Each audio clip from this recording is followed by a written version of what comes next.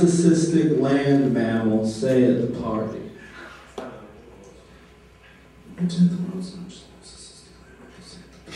Let's talk about the elephant in the room.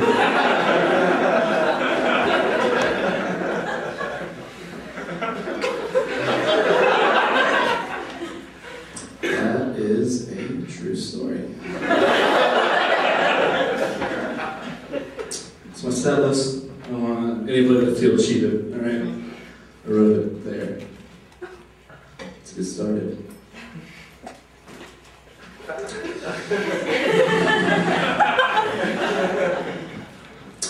Has anybody never seen me before, maybe? Anybody? Claps?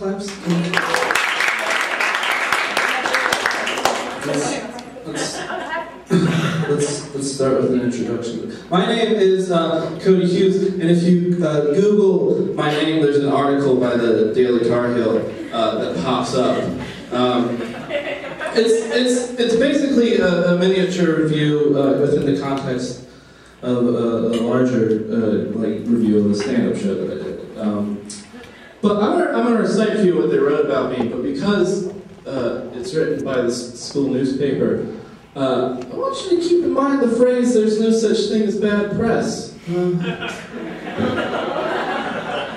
This is what they wrote. Cody Hughes took a different approach with fewer stories and more quick quips. Among them, blaming his parents for a life riddled with awkwardness and a lack of sexual prowess. I don't know if you've ever been cock-blocked by your school newspaper, but blaming his parents for a life riddled with awkwardness and a lack of sexual prowess? Pretty sure pedophiles get better PR than that. At least John Wayne Gacy Jr. was good with kids, am I right? I am. You killed him.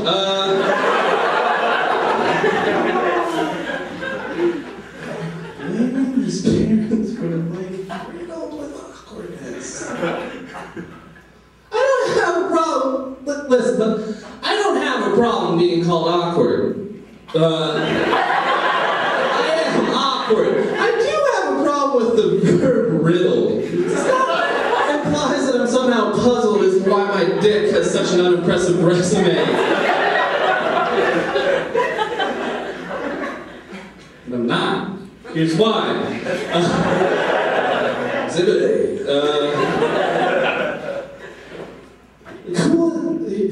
The coolest thing that I have ever done is one time I made out with a girl in her car. The most awkward thing that I've ever done is one time I had a nosebleed while I was making out with a girl in her car. Does that seem weird to you? Like my body is addicted to awkward? Like I try to be cool for too long? Like the second I stick my hand up a girl's shirt, my body's just, what the fuck is happening?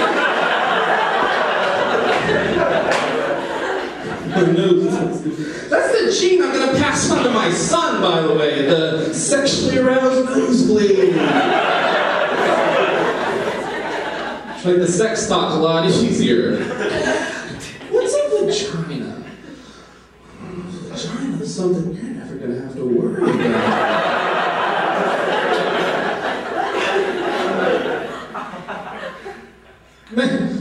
To make matters worse, the car belonged to her mother. Believe you me, no worse way to make a good impression on your girlfriend's mom than leaving bloodstains in the upholstery. And tears in her daughter's eyes. I should say that she's not in high school. I'm going to say that. It sounds that way because the car did belong to her mother. She's not in high school yet. All right.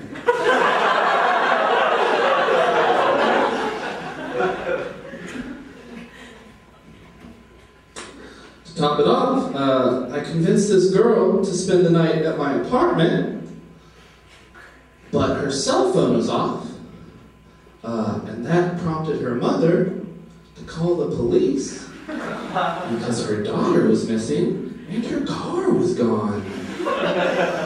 Can you imagine what that police report would look like? Because I can. Missing girl, Grand Theft Auto, and bloodstains with the DNA of a boy who, if you Google his name, it's the shortest episode of Law and Order ever.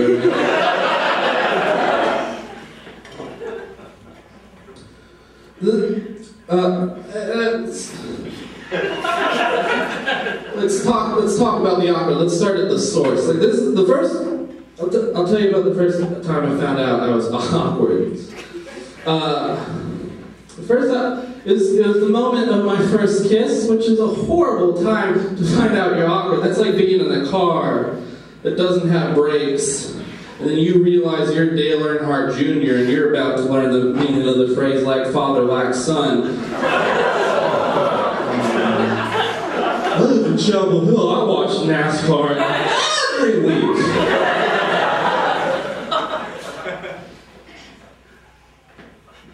Shouldn't say I found out. Because I found out, but it's kind of, it's more like when you have that friend you know is gay, but you still have to act surprised when they come out of the closet. I'm coming out of the awkward closet. A lot like the gay closet, because they don't let girls in there. Giant Glee poster on the wall. Giant Glee poster. Jesus loves Glee.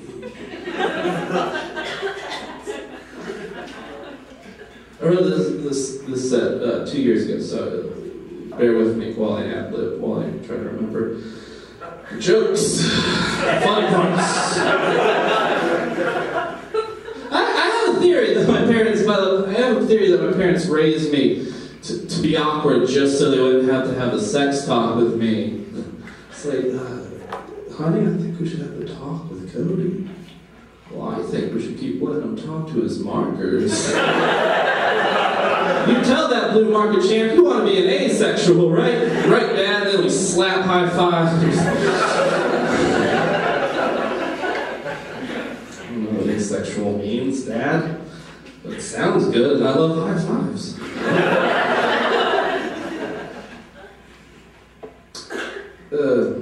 But my first kiss happened when I was a junior in high school. That's not the joke.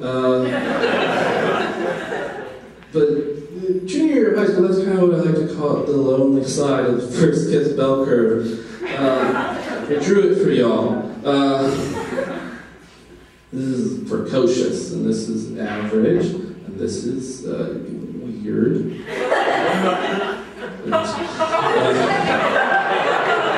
And that's me! Right before Pope. Got the fire hazard with all these wires up here? Probably.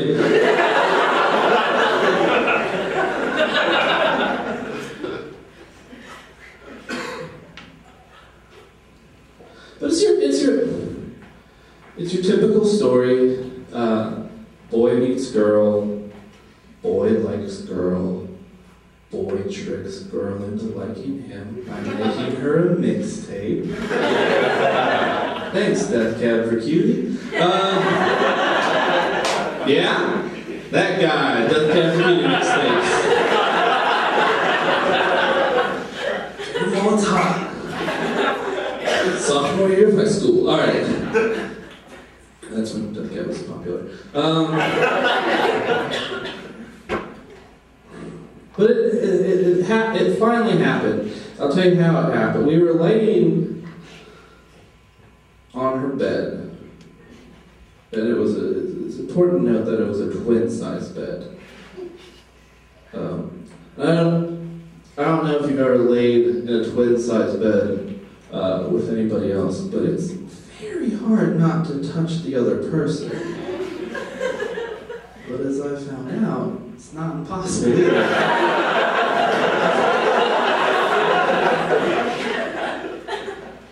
The other thing I should mention,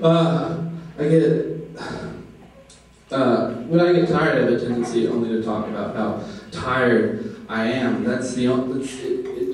It's kind of an impediment in a way. So when I get tired, it's like I'm tired, and so I'm sitting on the bed, and that's all that's coming out. Like I'm tired. I have nothing more. I'm tired. I have nothing more to say. I'm tired.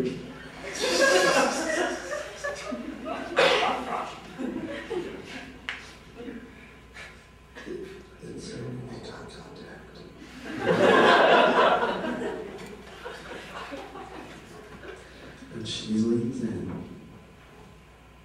I say, "What are you doing?"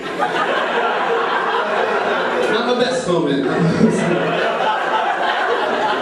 But we kiss, and she pulls away, and I pull away.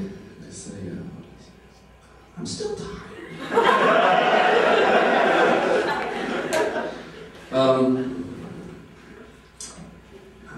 Not good at talking to the ladies.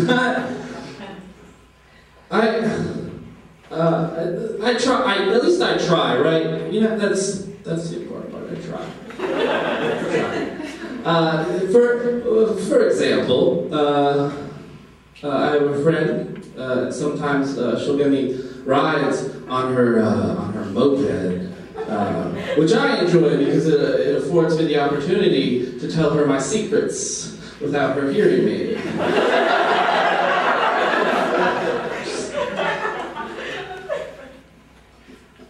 Sometimes I think I have exceptionally high standards for women, considering that the main ingredient in most of the meals I eat is marshmallow. What? So get in the other lane. Sometimes I'm cleaning my room and I'll stumble upon the sock of a girl I used to love. Then I can't move for 2 hours. Has that ever happened to you? What? Take the next left. This is the most physical contact I've had with a woman in 10 months, which might be unfortunate for you. Because I'm the type of person who confuses physical closeness with physical intimacy, and physical intimacy with love. What? I said I love you.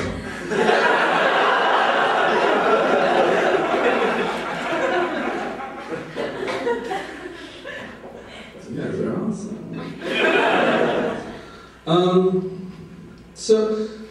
I started doing stand-up a lot more this year, all over the place.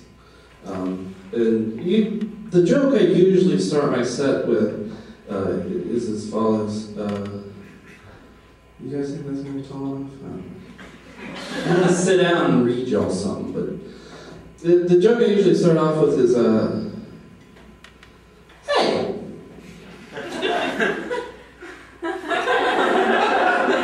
Would y'all be interested in buying a book I'm writing about my mother called The Reluctantly Giving Tree? I think that was a yes. So I wrote it, and I hope y'all enjoy it.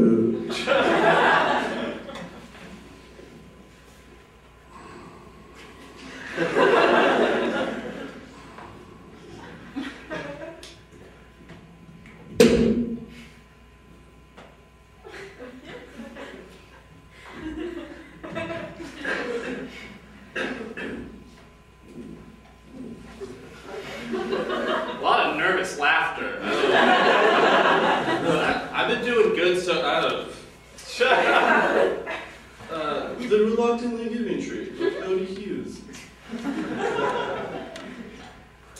Once there was a tree.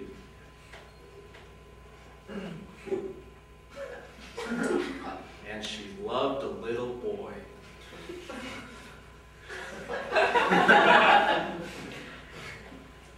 And every day the boy would come.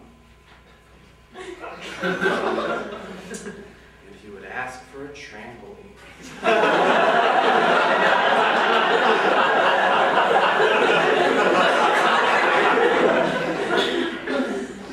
And the tree would smile and say, "We don't really need a trampoline."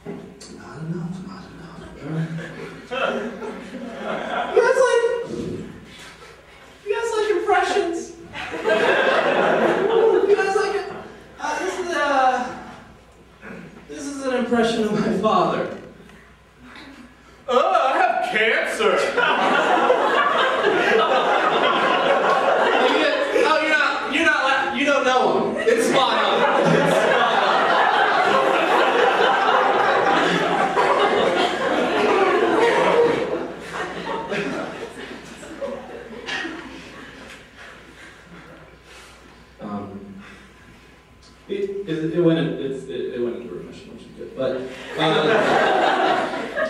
But he had a tumor removed 2 summers ago. And when he had the tumor removed, the doctor told my mother. The doctor said this. That's the most important part of that last sentence. The doctor told my mother that the tumor was roughly, the doctor told my mother that the tumor was roughly the size of a Harvey's biscuit.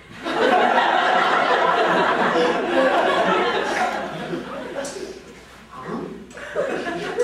What did the real doctor say? Sure, Dr. Pepper isn't board certified. It's a weird way to break news. Bad news, cancer. Good news, made from scratch.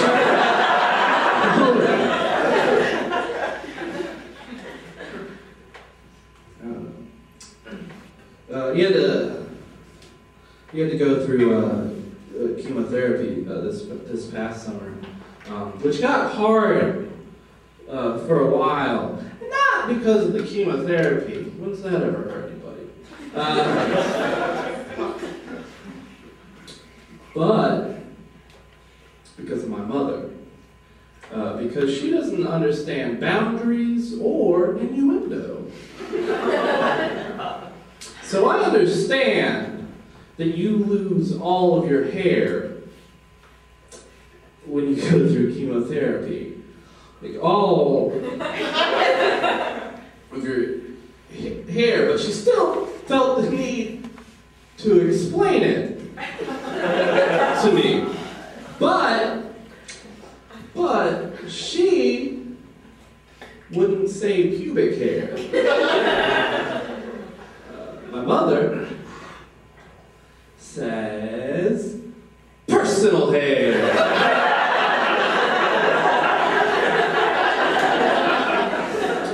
Doesn't make you any better. Especially because that happened like in that moment during the summer where it's like, why am I still living at home? And I'd be riding shotgun in my mom's Volkswagen Beetle, and because the tape player is jammed with Lou Bega's classic 1999 A Little Bit of Mambo,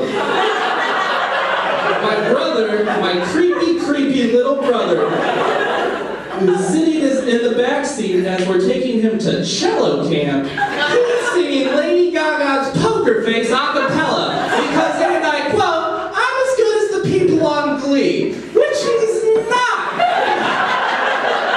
If he was as good as the people on Glee, I'd be getting text messages from pretty girls I went to high school with that said, I just saw your brother on Broadway. Instead, I get text messages from pretty girls I went to high school with that say, I was just at your mom's flower shop.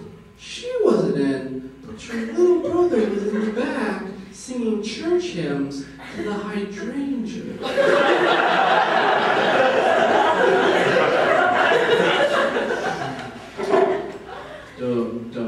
Don't make fun of your brother, good. That's not nice. Cody, don't make fun of he's special.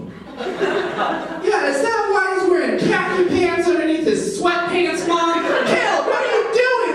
Are you some sort of white trash caterpillar in your sweatpants? Sweatpants or your cocoon? And when you emerge from your chrysalis, you're going to be a beautiful greeter at Walmart.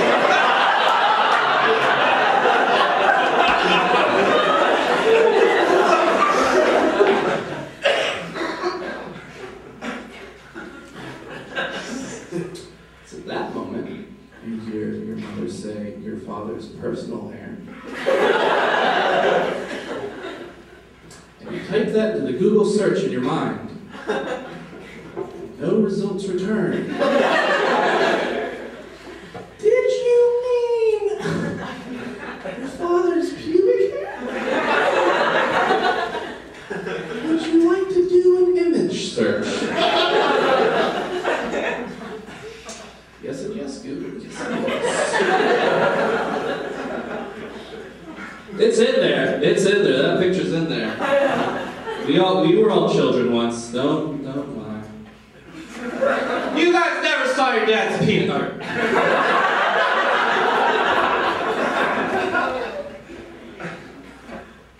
Setlist says, I'm about to do something that I've done like twice, so bear with me. So we all get that my mom's weird, right? We all get it. Like when I was like middle school, I would try out for sports teams, and I would never make the team, and I would be sad about it, and I would go to my mother for consolation, and she would tell me, it's okay, because I prayed that you wouldn't make the team.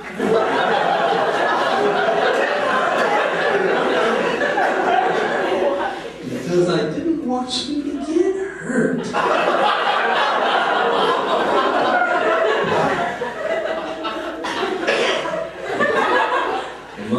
Mother's words.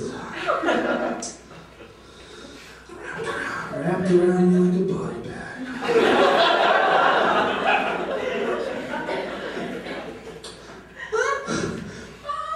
What do you mean Like you hoped really hard to the universe. No.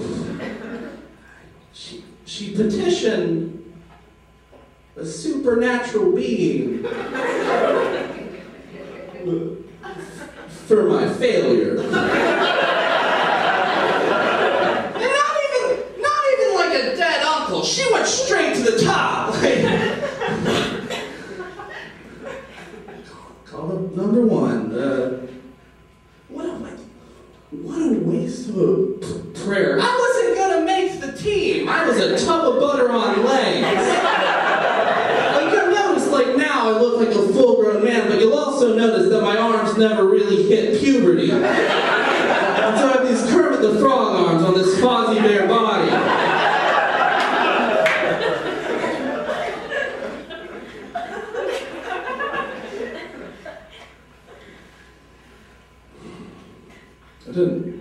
I didn't know that was a move. Like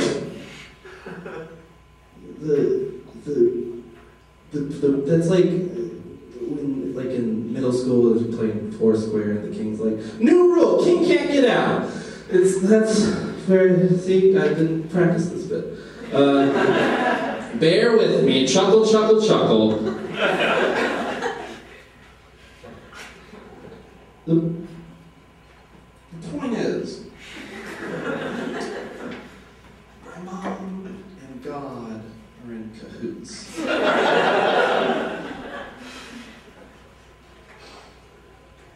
And I'm worried that she's still praying for stuff.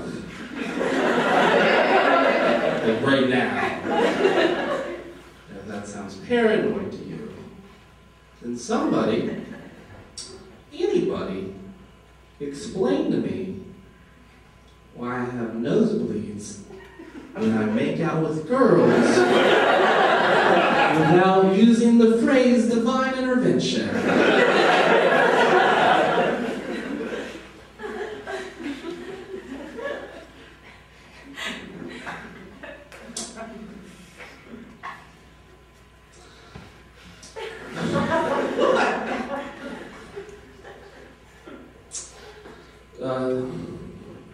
They have that last one, that bit's done. They have a saying in my village.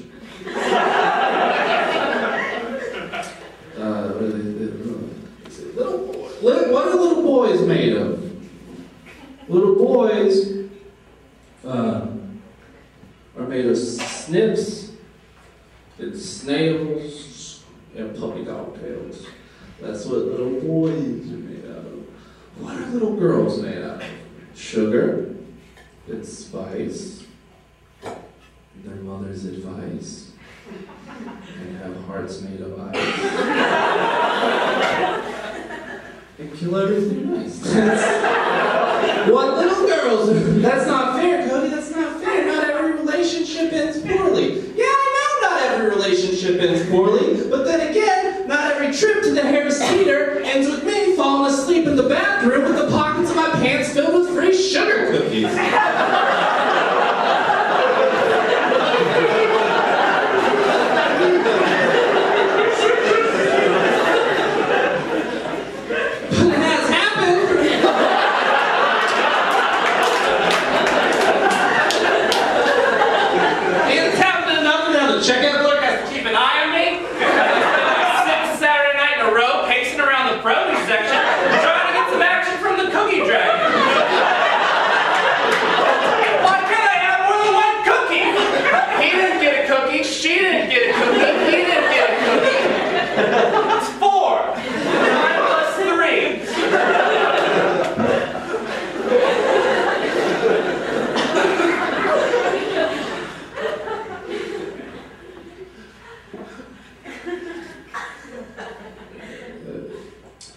It's probably best to not run women.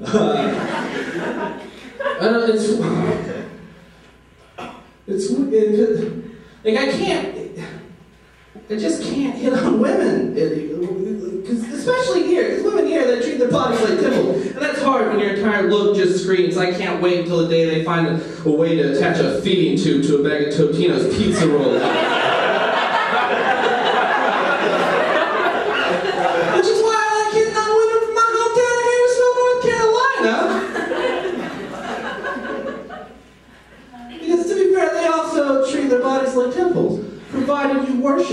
in the bathroom of a Waffle House.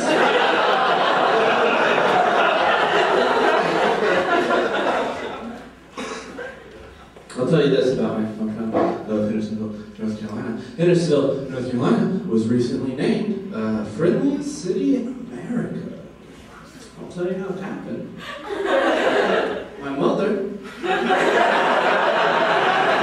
on the website friendliestcityinamerica.com. That's not how it works, Mom. I think you're confusing like genuine smiles with the afterglow of Oxycontin.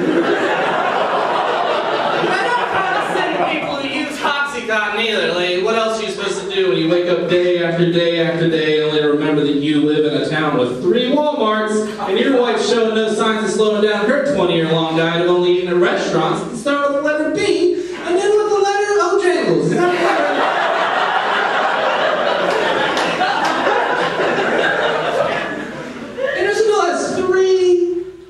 Walmarts. No reason for that. There's no reason to even have 2 Walmarts, unless of course you're at one Walmart buying a space heater for your mobile home and like a limited edition Chief Gordon dinette set, and you leave and you realize, oh yeah, I forgot to buy those 2 socks I was going to stick in the exhaust pipe of my car. So I can kill myself. But because your life is sponsored by Cracker Barrel, the maple syrup in the veins of your pancake hands obviously aren't dexterous enough to make a U-turn maneuver. That's why you need 2 Walmarts.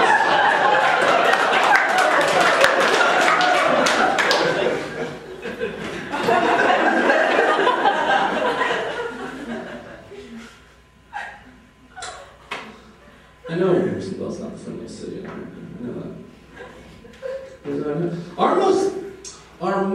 Our most popular tourist attraction is a beautiful scenic lookout on top of a mountain. And it's absolutely gorgeous. And the name of this beautiful scenic lookout is Jump Off Rock.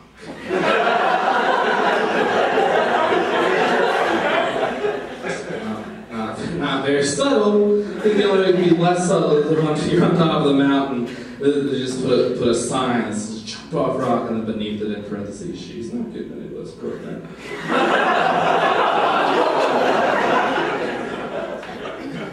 That is good. It's better than the response that it just got. It's about imaginary people. You know what's sad? It's called Jump. This is off paper. It's called Jump Off Rock. That's not the most popular place in town to kill yourself. That's how stupid they are. That's World's End, right, Ben? Is that right? That's where do people kill themselves in Hendersonville? You're ruining this. Where do people commit suicide in Hendersonville?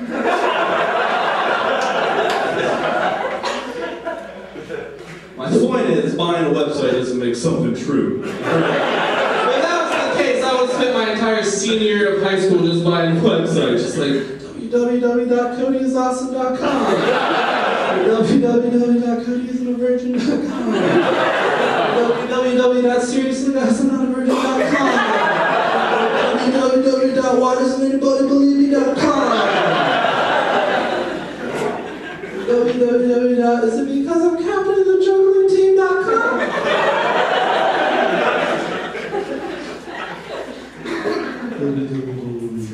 Probably.net. All right.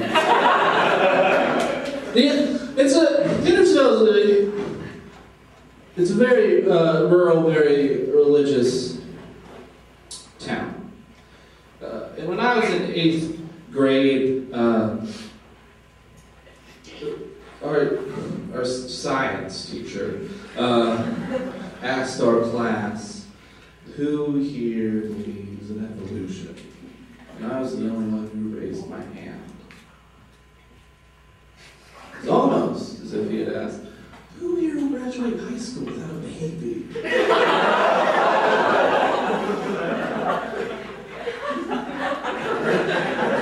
I didn't realize how wrong I was to believe in evolution until the girl who was sitting in front of me turned around and asked me, "Was your granddaddy a gorilla?" to believe that the evolution of man diagram was my family tree. I just show up to bring your dad to school day with a cardboard cutout of Fred Flintstone. That's my dad, he works at the quarry.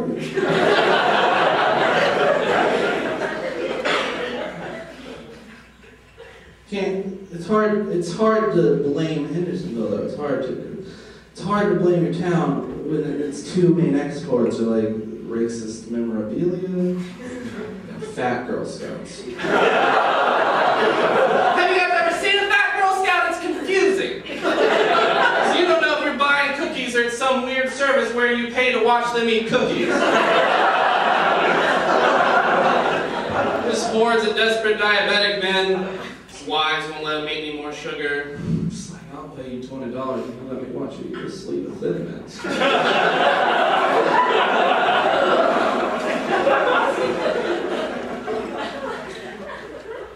That's a little gross.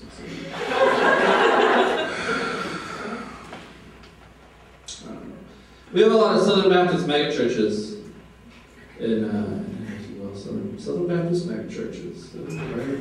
I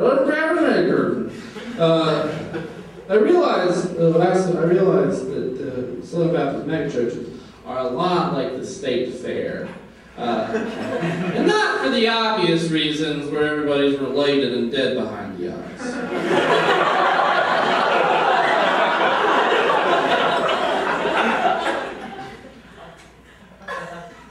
Because they have similar practices. Like in the state fair, they don't decry anything. Like,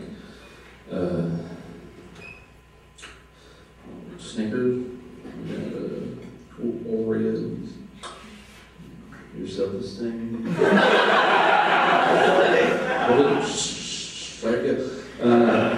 Southern Baptist megachurch, they'll baptize anything. Come on down to Mud Creek Baptist Church for a biannual cat baptism and spaghetti dinner fundraiser. Are you afraid your feline's going to spend an eternity on the lake of fire? Of course you are, so come on down. And have local pastors / go-kart track operators perform the first sacrament on Little Miss Mufasa while you enjoy a plate of fettuccine alfredo and a nice cold glass of cherry sun-drop.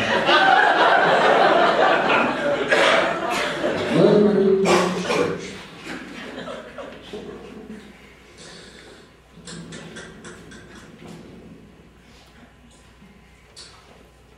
I don't want it. No, I don't want it.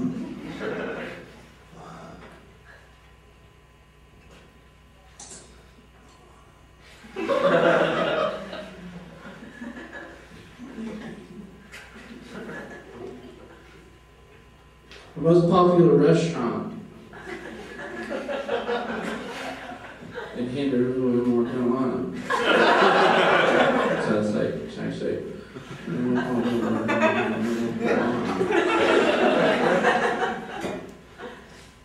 It's called Hot Dog World. Which is an okay name for a restaurant. I think it'd be a better name for the Fourth Reich.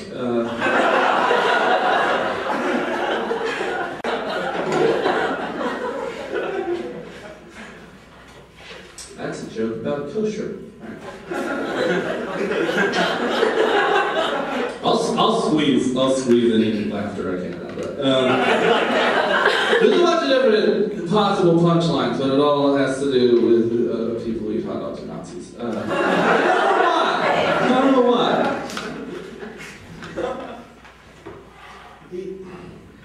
Here's how I explain to people who eat at Hot Dog World. Hendersonville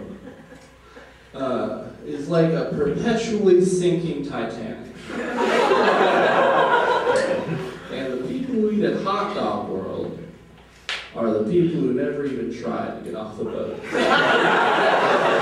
everybody going? Get back in the bunk beds. These hot dogs are to die for. You stick around long enough, they'll play Don't Stop Believing on loops. That's what they do every day at 2 o'clock.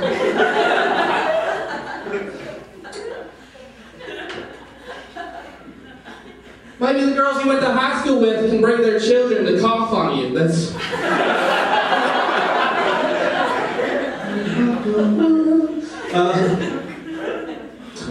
they were playing Don't Stop Believing once when I went in. I go in there a lot.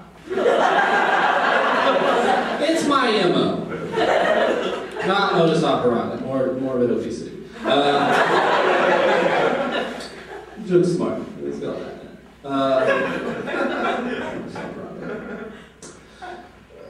That's the first thing I do when I go into hot dog world. I stop believing immediately.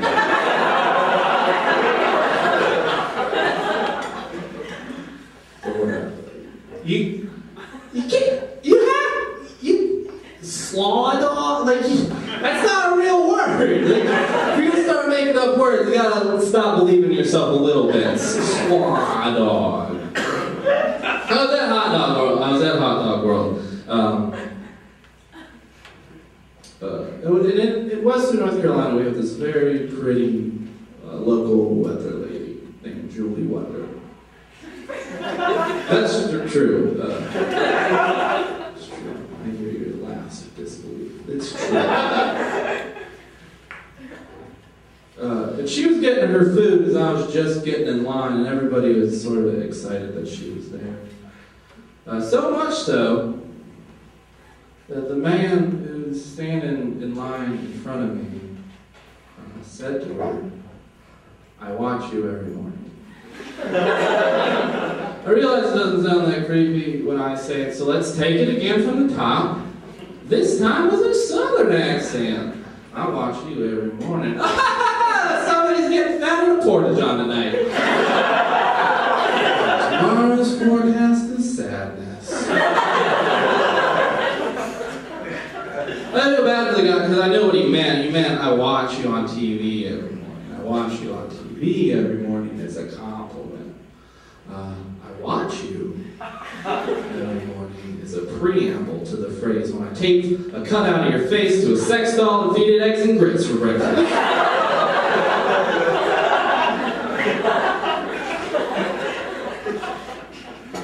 You know, the scene of that joke. Maybe we should judge towns on who's buried there. Why not?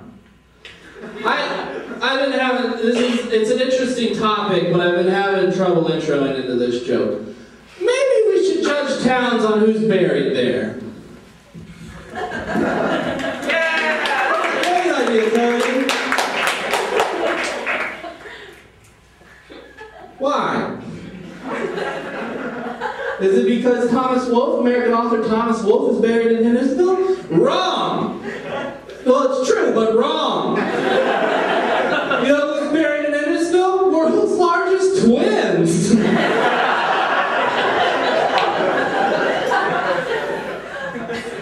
McGregor twins? Oh yeah, just head on down to Crab Creek Cemetery. You can't miss it. It's the biggest tombstone in there. Yeah, it's probably also the only tombstone where in lieu of flowers, the grieving relatives of the dearly departed have instead opted to leave buckets of cheeseburgers.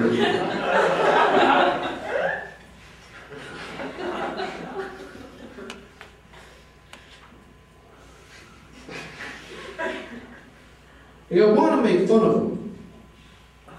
Right? I want to make fun of the world's largest twins, but I also, I relate, I sympathize. Because world's largest twin was never, that was never part of the business plan. Like, I know what it's like to come out on the wrong side of puberty.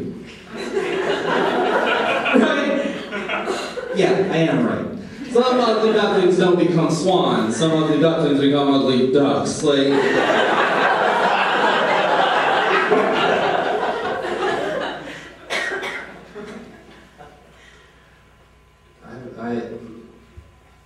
my breakfast for the past week has been Mountain Dew and Rice Krispie treats. I know what it's like. I should. I've got a confessional in here. All right, let's. I just like to think that one of them was a bully, you know? Like the bigger one.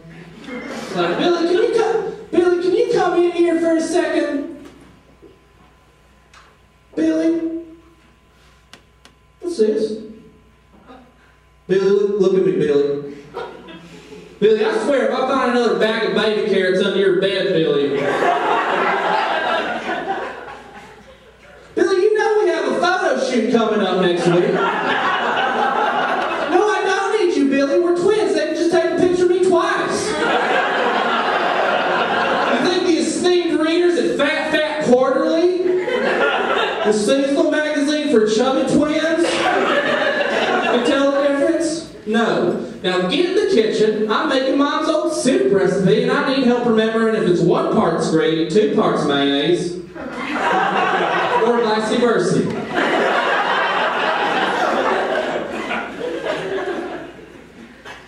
That's where I have to go back to this summer because I didn't make plans. Because I'm an art major.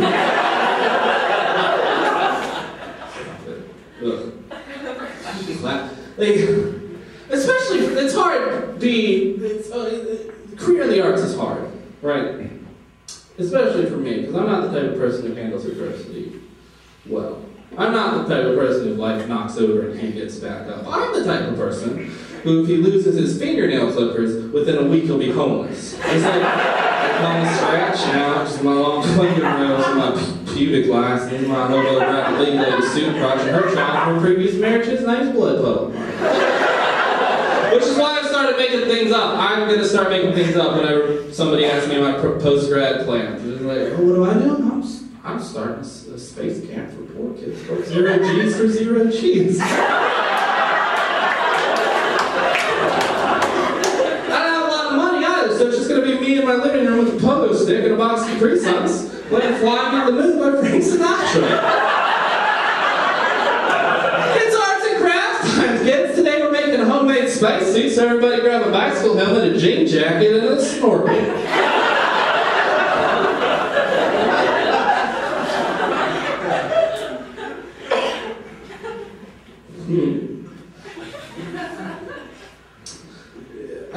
I became an art major for a piss poor reason. I became an art major because when I was a sophomore, I found out that the art department was 85% female. And I thought, oh, I'll be their only option. That's not.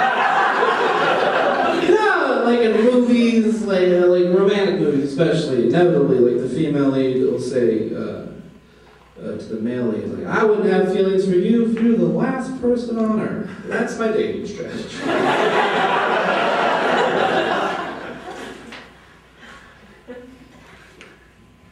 That's not what happens when you're surrounded by women all the time. What happens, well, when you're surrounded by women all the time, is you get inducted. You become an honorary lady!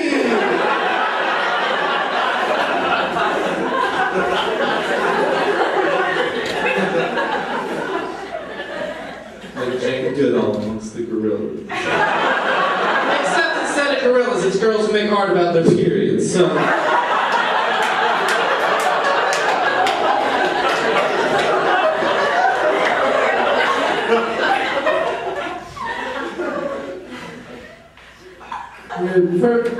Perfect example. I was recently asked to join a knitting circle. I was recently asked to join an all-female knitting circle. It chips away at your masculinity, like, hey, we know you're a dude, but you do have the personality of a cat lady in drag. I can't join the circle. I'm just afraid one day I'm just gonna snap. It's just half of you are making sweaters with cats on, half of you are making sweaters for your cats. What am I need a gun koozie.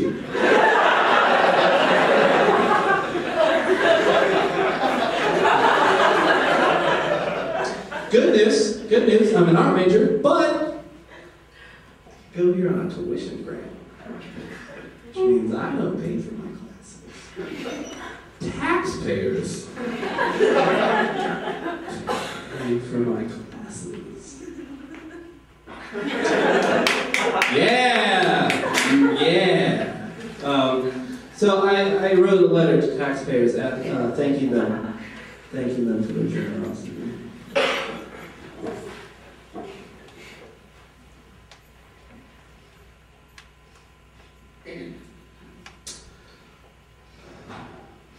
Dear taxpayer,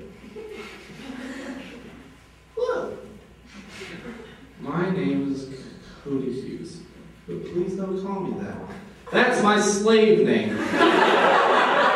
My art major name is Brillopad. Because you're currently paying for my tuition, I want to catch you up on what I've been working on. But first, I'd like to thank you. Because of your generosity, I've been able to use my money to purchase much needed materials like drawing utensils and peyote. Peyote albums. Recently, my friend said to me, Brillopad, do you ever wonder what racism tastes like? Good question. That statement sparked my newest performance art piece entitled Mein Kampf Dies Nuts, where I dress up like a monkey and throw pistachios at a statue of Joseph Goebbels. At the end of the show, everyone gets a picture of a lemon. Why? Fuck you!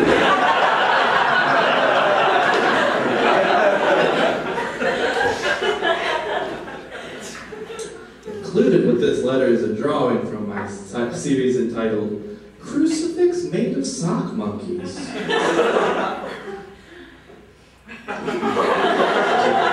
a crucifix made of sock monkeys. Also included is an imaginary canary.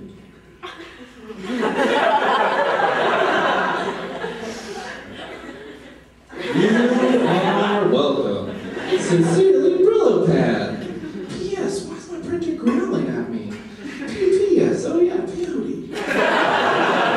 P.P.P.S. Can you send back that picture of Monkey Cross? It's my only copy. It's weird. Oh, I'm an art major. It's weird. Because I go here. It's a good school. It's always weird when somebody goes to a good school, but they're an art major. Because going to a good school is like the lifelong culmination of putting all of your proverbial ducks in a row.